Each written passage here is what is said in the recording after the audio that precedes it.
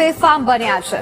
પઠાણી ઉઘરાણીથી કંટાળીને એક વેપારીએ વ્યાજખોર સામે જ ફિનાઇલ ગટગટાવી નાખી।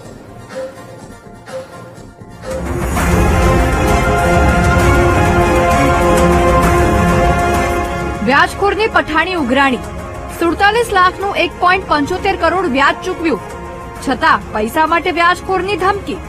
વડોદરા શહેરના વારસિયા વિસ્તારમાં રહેતા અને ખંડેરાવ માર્કેટ ખાતે ફ્રૂટનો હોલસેલનો વ્યવસાય કરતા વેપારી નરેશભાઈ નેનાનીએ વ્યાજખોરના ત્રાસથી ફિનાઇલ ગટગટાવીને આપઘાતનો પ્રયાસ કર્યો। આ ઘટના પોતાની જ ઓફિસમાં બની, જેના સીસીટીવી પણ સામે આવ્યા છે અને તેમાં જોઈ શકાય છે કે વેપારી વ્યાજખોર સતીશ ભાવસારની ધમકીથી કંટાળીને તેની જ સામે ફિનાઇલની બોટલ કાઢીને પી જાય છે। જો કે તાત્કાલિક વેપારીને સારવાર મળતા તેનો જીવ બચી જાય છે અને હવે ન્યાય માટે વેપારી ગૃહમંત્રી સામે ગુહાર લગાવી રહ્યો છે। તો અમારે સરકાર પર ભરોસો તો છે, પણ હવે આ મારો જે કિસ્સો છે, જો મેં રહું કે ના રહું, પણ મારી પાછળ લોકોને આવી તકલીફ ના પડે એ જાહેરમાં લોકો જનતાને કે સરકારને જે કદમ ભરવું હશે તો બીજાઓને બી થોડુંક રાહત મળશે।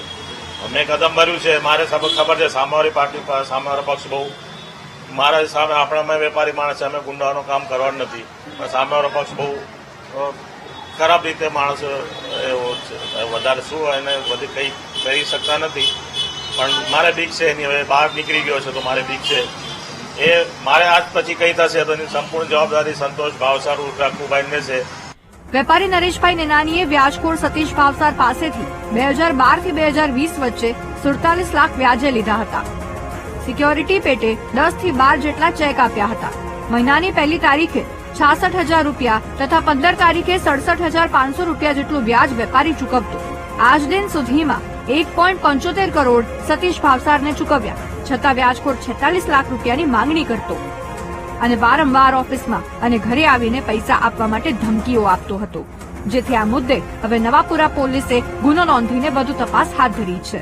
નવાપુરા પોલીસ સ્ટેશન ખાતે મની લેન્ડિંગ એક્ટની 40 અને 42 તેમજ આઈપીસીની બીએનએસની 308(3) અને 351(2) મુજબ ફરિયાદ નોંધીને આગળની કાર્યવાહી કરવામાં આવેલ છે। એક તરફ ગૃહમંત્રી કહે છે કે એક પણ વ્યાજખોરને છોડવામાં નહીં આવે, પરંતુ બીજી તરફ રાજ્યમાં વ્યાજખોરો બેફામ છે અને તેમના ત્રાસથી અવારનવાર લોકોના આપઘાતના કિસ્સા પણ વધી રહ્યા છે। તેવામાં આવા વ્યાજખોરોને ડામવા સરકાર ક્યારે કડક કાર્યવાહી કરશે તે સૌથી મોટો સવાલ છે। વ્યાજખોરોનો ત્રાસ રાજ્યમાં વધી ગયો છે। લોકો વ્યાજે રૂપિયા લીધા પછી પૈસા પરત ચૂકવે છે, છતાં વ્યાજખોરોની ભૂખ સંતોષાતી નથી અને વધુ ને વધુ રૂપિયાની પઠાણી ઉઘરાણી કરે છે।